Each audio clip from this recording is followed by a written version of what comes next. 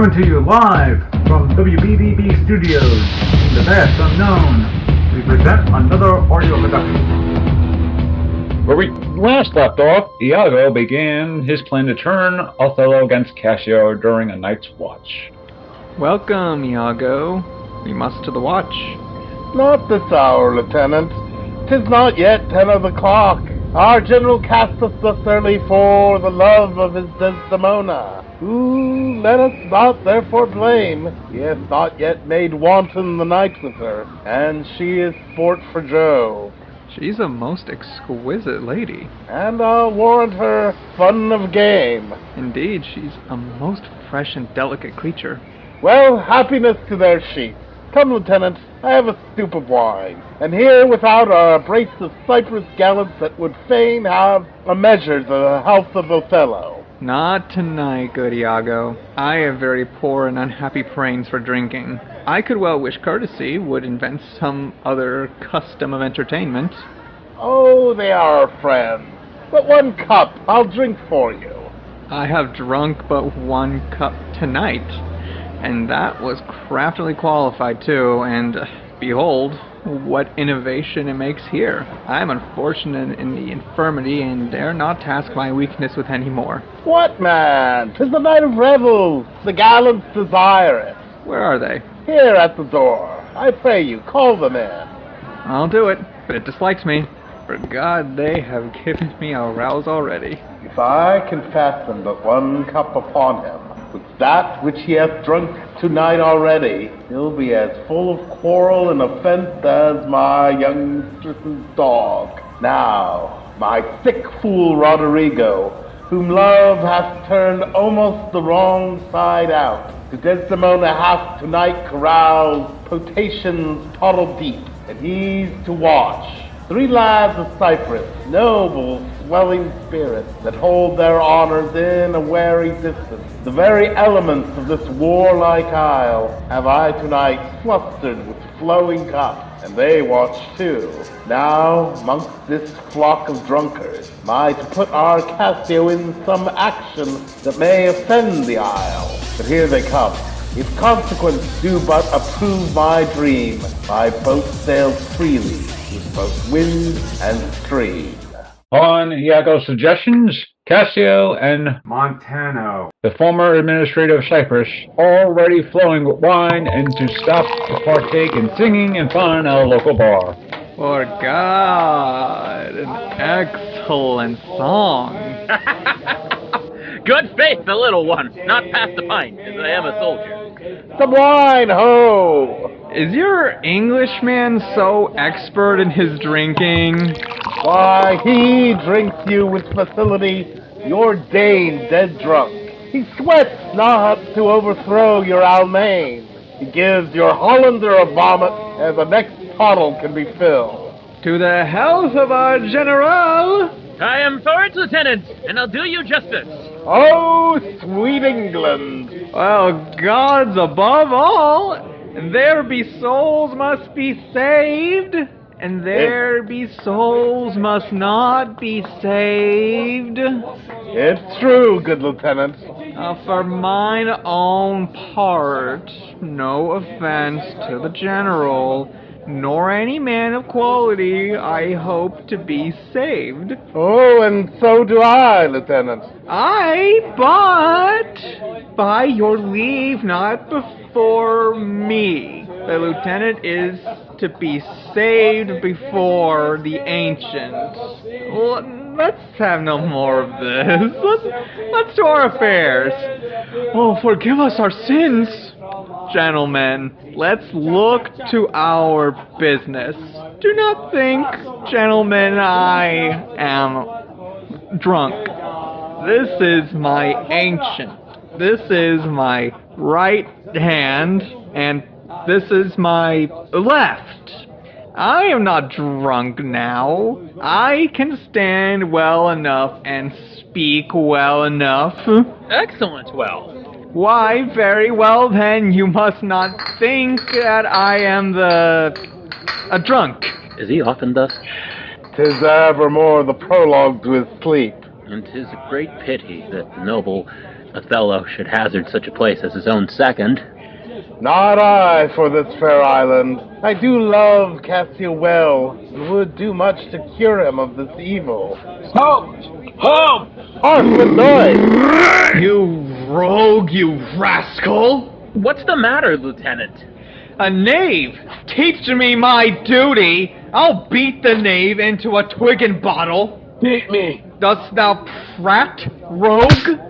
Nay, good Lieutenant, I pray you, sir, hold your hand. Let me go, sir, or I'll knock you over the mazzard! Come. You're drunk. Drunk?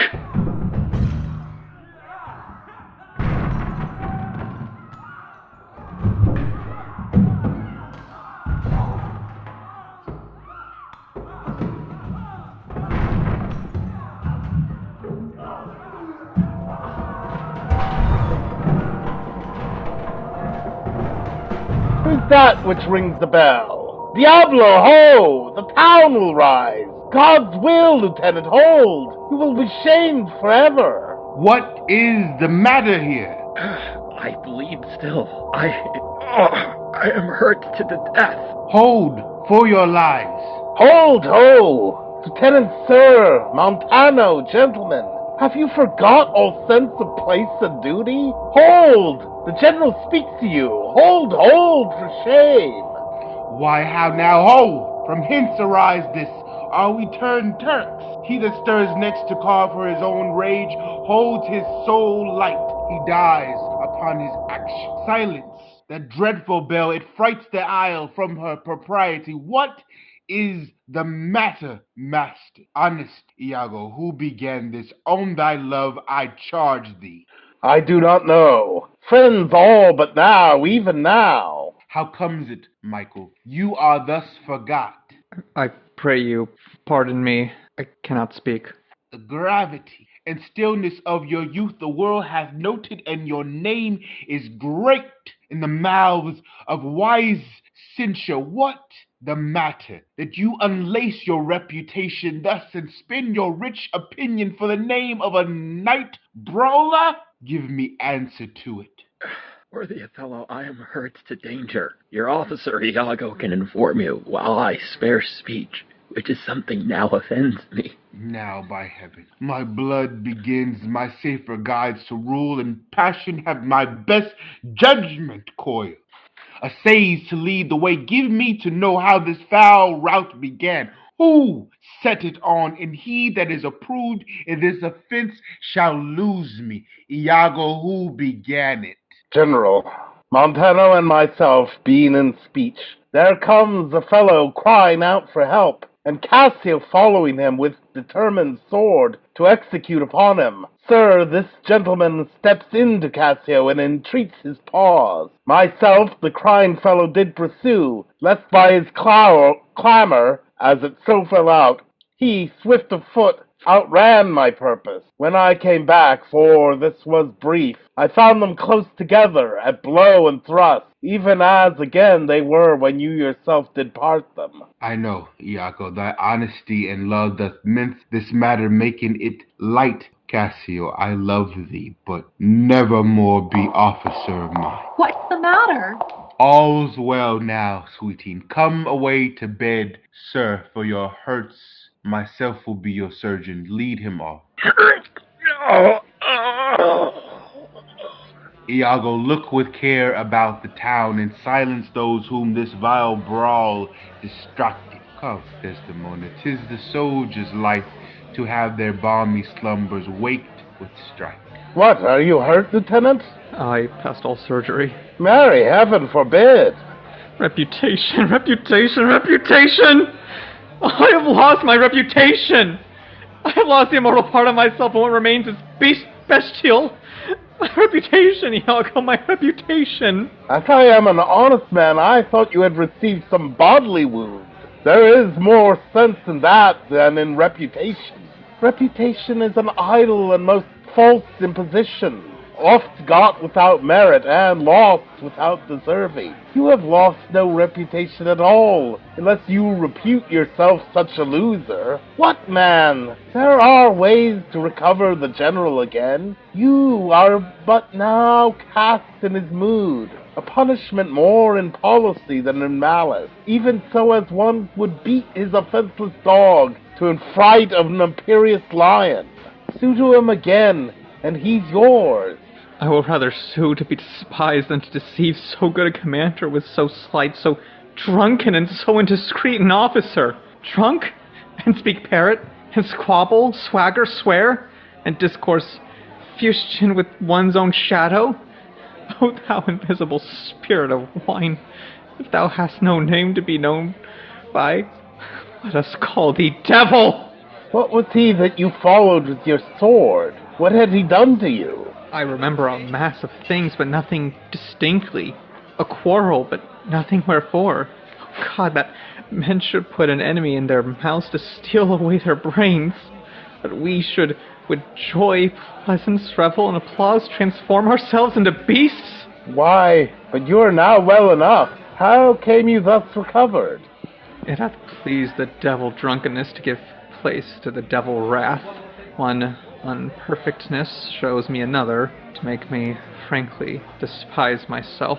Come, you are too severe a moraler. As the time, the place, and the condition of this country stands, I could hardly wish this had not befallen, but since it is as it is, mend it for your own good. I will ask him for my place again. He shall tell me I am a drunkard. Had I as many mouths as Hydra, such an answer would stop them all. To be now a sensible man, by and by a fool, and presently a beast, every inordinate cup is unblessed and ingredient is a devil. Come, come, wine is a good familiar creature, if it be well used. You or any man living may be drunk. I'll tell you what you shall do. Our general's wife is now the general. May say so in this respect, for that he hath devoted and given up himself to the contemplation, mark, and the notement of her parts and graces. Confess yourself freely to her. Importune her help to put you in your place again. She is of so free, so kind, so apt, so blessed a disposition. She holds it a vice in her goodness not to do more than she has requested. This broken joint between you and her husband entreat her to splinter, and my fortunes against any lay worth naming. The crack of your love shall grow stronger than it was before. You would advise me well. I protest in the sincerity of love and honest kindness. I think it, Aurelian, betimes in the morning I will beseech the virtuous Desdemona to undertake for me. I am desperate of my fortunes if they check me here. You are in the right. Good night, Lieutenant. I must to the watch. Good night, honest Iago. And what's he, then, that says I play the villain? When this advice is free, I give an honest probal to thinking, and indeed the course to win the more again. For 'tis most easy the declining Desdemona to subdue in any honest suit.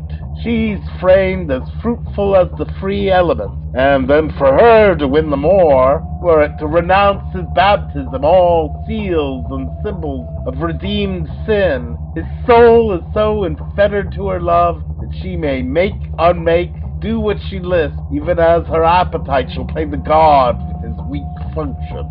How am I, then, a villain, to counsel Cassio to this parallel course directly to his good? Divinity of hell! When devils will the blackest sins put on, they do suggest at first with heavenly shows, as I do now. For while this honest fool plies Desdemona to repair his fortunes, and she for him pleads strongly to the more, I'll pour this pestilence into his ear, that she repeals him for her body's lust, and by how much she strives to do him good, she shall undo her credit with the more. So will I turn her virtue into pitch, and out of her own goodness make the net that shall enmesh them all. My money's almost spent. I've been tonight exceedingly well cudgeled. Shot so much experience for my pains, and so, with no money at all and little more wink, turn again to Venice. Pleasure and action make the hours seem short. Retire thee, go where thou art billeted. Away, I say, thou shalt know more hereafter. Navy, get thee gone. 2 things are to be done. My wife must move for Cassio to her mistress. I'll set her on. Myself the while to draw the more apart, and bring him jump when he may. Cassio find soliciting his wife. Aye, that's the way. Though not devised by coldness and delay. What is the moral of the story? Never drink and do your duty. Sometimes being drunk on duty can be a blessing, but it's a curse, especially when a trusted friend is on guard duty with you, and a snake. Remember, kids, the snake itself can be quite the trouble.